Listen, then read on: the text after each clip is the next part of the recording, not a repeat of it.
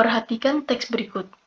Pemerintah Indonesia bersama negara-negara tujuan penempatan pekerja migran meningkatkan komitmen bilateral. Hal tersebut dilakukan agar mencegah tenaga kerja ilegal masuk ke negara-negara tujuan. Selain memperketat pengawasan pada pintu keberangkatan, pemerintah juga menyelenggarakan program pemulangan pekerja. Kepala Biro Humas Kementerian Ketenagakerjaan Minggu 24 tahun 2019 mengatakan, penempatan pekerja migran secara non-prosedural telah menjadi perhatian dunia internasional. ILO atau Organisasi Buruh Internasional misalnya, menyoroti negara-negara yang masih mau menerima pekerja migran ilegal. Meskipun UU Nomor 18 Tahun 2017 tentang Perlindungan Pekerja Migran Indonesia sudah disahkan pada November 2017. Masih ada saja kasus pekerja migran Indonesia, khususnya pada sektor informal yang diberangkatkan dengan prosedur yang tidak sesuai atau tidak sah. Kepala Subdirektorat Perlindungan Tenaga Kerja Indonesia, Kementerian Ketenagakerjaan mengungkapkan, pekerja migran Indonesia mengikuti program amnesti yang dibuka sejak 12 Desember tahun 2018 dan berakhir 12 Juni tahun 2019 dari pemerintah Jordania yang telah berdomisili di negara itu lebih dari 8 tahun. Mereka bermasalah karena berstatus pekerja tanpa dokumen kerja legal.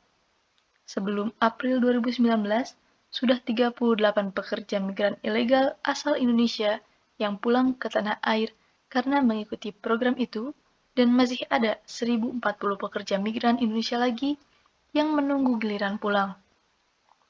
Selain Jordania, Arab Saudi juga pernah menyelenggarakan program yang sama. Bahkan, Malaysia kerap menyelenggarakan program pemulangan pekerja migran asal Indonesia yang pelaksanaannya menggandeng pihak swasta, sehingga ongkos pemulangan menjadi mahal.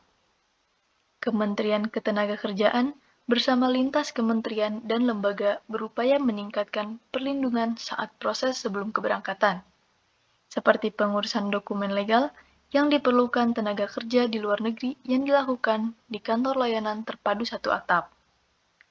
Pemerintah daerah, mulai desa sampai provinsi, dilibatkan dalam pengawasan.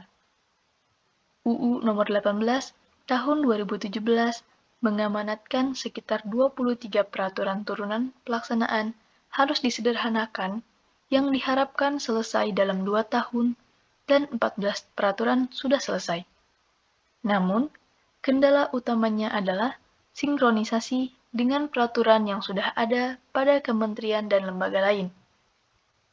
Seperti Rancangan Peraturan Pemerintah tentang Perlindungan Pekerja Migran Indonesia yang berprofesi sebagai anak buah kapal yang sudah diatur dalam regulasi Kemhub.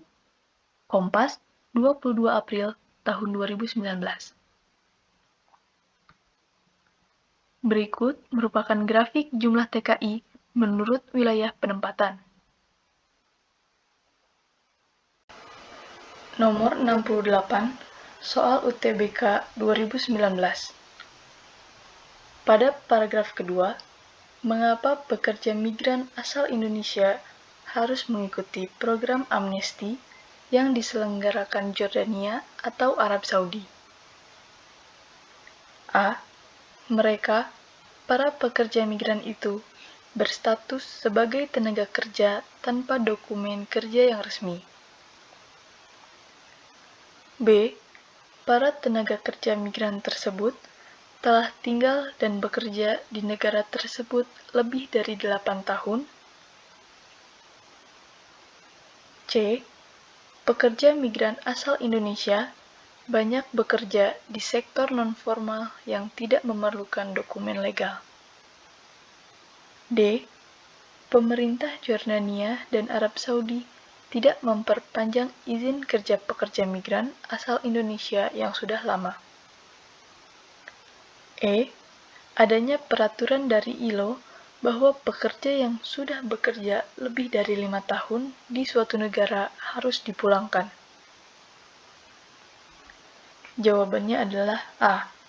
Berdasarkan paragraf kedua, pekerja migran asal Indonesia harus mengikuti program amnesti karena mereka, para pekerja migran itu, berstatus sebagai tenaga kerja tanpa dokumen kerja yang resmi.